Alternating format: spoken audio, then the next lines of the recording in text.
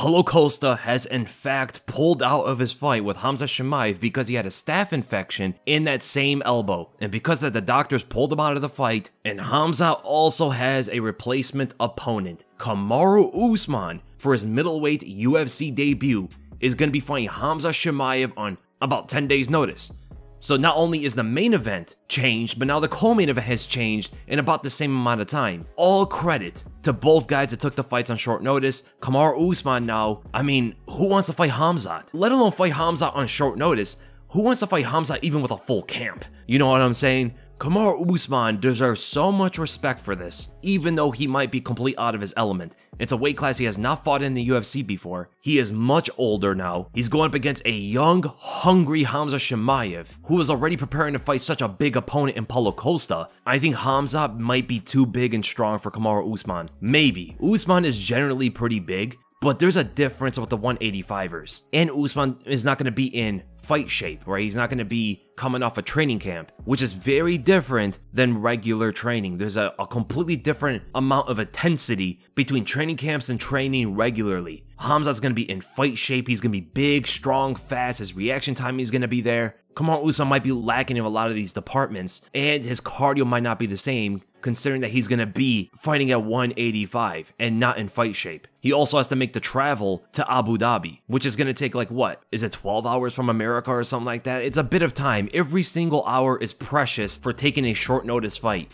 Every single hour is going to be super important. And he's going to miss like half a day just traveling, let alone jet lag. He's got to cut the weight. He's got to get a game plan ready. This is different than Volk, right? Because Volk already has a bit of preparation set in stone from the first time he fought Islam. It's a familiar opponent for Alexander Volkanovski. This is not a familiar opponent. Maybe he thought of fighting Khamzat before, maybe he has like some mental checks here and there, but he never went through an entire game plan for this guy. So he has to travel, get over the jet lag, train, game plan, get ready for 3 rounds against a bigger opponent, all within like 10 days. It might be a little bit too much to ask for, but I do see a lot of people saying that this is a better fight than the Paulo Costa fight. I can see it because now knowing that Costa had an injury going into this, he went through surgery, and then he has staph infection. There was no way that guy was going to be ready, even if the doctors cleared him. He was so completely compromised because of all that. And we know that Khamzat made his move from Sweden to Abu Dhabi. He lives in the UAE now. That is his home. That's where he's going to be representing. So he's going to have no travel time, no jet lag.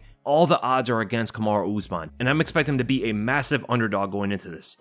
I wonder if the odds are out already. Okay, I see some early odds right now. It looks like it could change drastically, but it looks like from some early odds, the Khamzat Chimaev is a 3-1 favorite. I can understand that with everything involved, and even still, I don't know if Usman would beat Khamzat, even if he's coming off a full training camp. So I see Khamzat being a little bit too much on the wrestling. He's going to be too strong in the clinch. He's going to be too strong when it comes to the takedowns. Maybe he can land some good punches here and there. I think Usman might surprise a lot of people with some of the punches he's able to land because Khamzat does not move his head too much. But then again, Khamzat was preparing for a striker. So whatever Usman has ready in his striking might already be addressed by what Khamzat has been preparing for. He's been preparing for a big, strong, powerful striker. And his game plan going into that Costa fight was 100% wrestle with him. Now he's going to fight a better wrestler, but a smaller guy. So there's a give and take here and there when it comes to fighting Kamaru Usman compared to Paulo Costa. And I think Khamzat Chimaev should decision him or even submit him on the ground. But the fact that it's 3 rounds, I'm leaning more towards a decision win for Khamzat Chimaev, winning about every single round. But I'm willing to get surprised by Kamaru Usman. I'm willing to get surprised by some things he's able to show out there.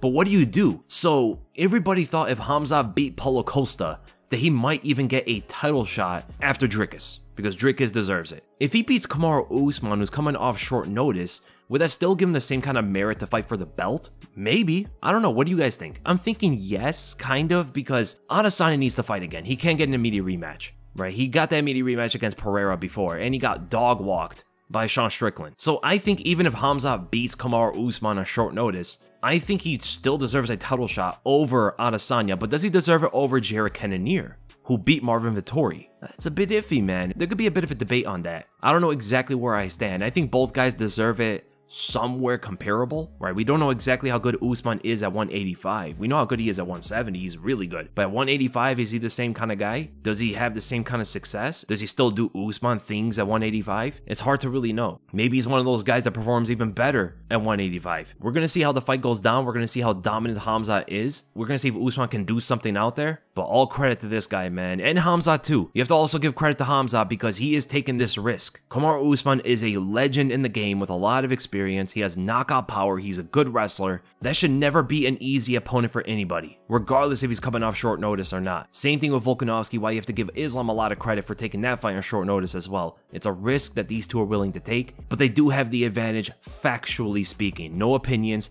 Factually speaking, they have an advantage going into those fights.